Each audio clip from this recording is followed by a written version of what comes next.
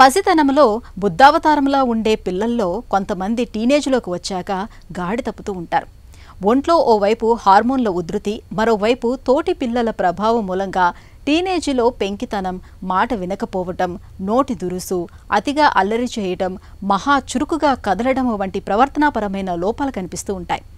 టీనేజీలో ఈ రకమైన ప్రవర్తనకు ఎలా అడ్డుకట్ట వేయాలో ఇప్పుడు తెలుసుకుందాం.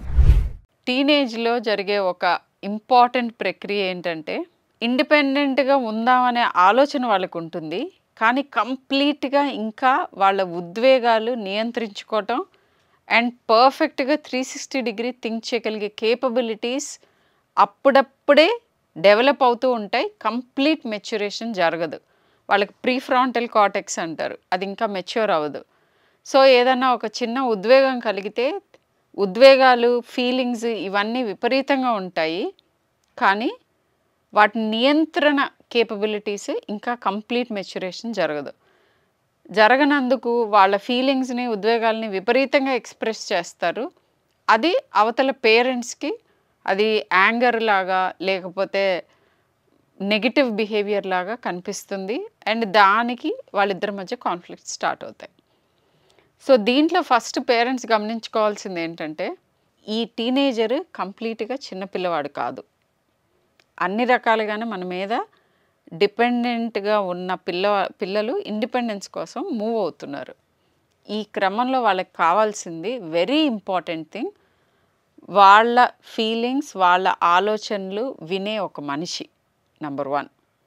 రెండోది, వాటి గురించి valid, scientific, believable, factual information, వాళ్ళకు కావాల్సినది ఇది, ఇన్ఫర్మేషన్ ఇవ్వాలి. మూడోది, which is very very valuable, me personal experiences. ఈ పర్సనల్ ఎక్స్పీరియన్సెస్ చెప్తున్నప్పుడు హై మోరల్ గ్రౌండ్ తీసుకుంటారు మోస్ట్ ఆఫ్ ద పేరెంట్స్. అంటే నేను చాలా పర్ఫెక్ట్, నేను అసలు నా లైఫ్లో ఏ రకమైన తప్పు చేయలేదు, నేను అన్నీ పర్ఫెక్ట్గా చేశాను అనే ఇంప్రెషన్ ఇద్దామని చూస్తే మీ టీనేజర్స్కి మీరు డోర్స్ క్లోజ్ చేస్తున్నట్టు.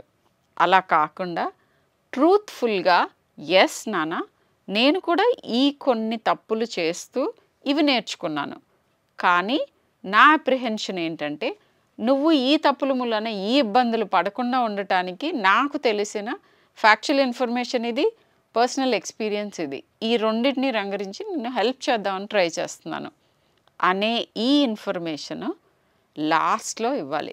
ఫస్ట్ వాళ్ళు చెప్పింది వినాలి. వాళ్ళకి వస్తున్న ప్రాబ్లం ఏంటి, ఆ ప్రాబ్లంకి మోస్ట్ లైక్లీ సొల్యూషన్ ఏంటి, అండ్ ఇవన్నీ చేసాం మేము, అయినా కూడా మా మాట వినట్లేదు అని అంటే కొన్నిసార్లు కాన్సిక్వెన్స్ వాళ్ళు ఫేస్ చేస్తేనే నేర్చుకునే వయస్సు అది.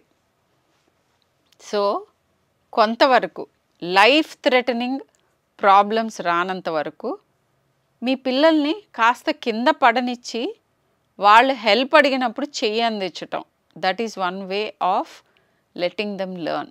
ఇట్లాంటి చిన్న చిన్న కాన్సిక్వెన్సెస్ ఫేస్ చేయనిస్తే వాళ్ళలో చాలామందిలో పరివర్తన వస్తుంది. బట్ ఇంతకు మించి తీవ్రంగా వాళ్ళకి లెర్నింగ్ ప్రాబ్లమ్స్ ఉన్నాయి అని మీకు అనిపిస్తే డెఫినెట్గా మీ డాక్టర్ సలహా తీసుకోవచ్చు.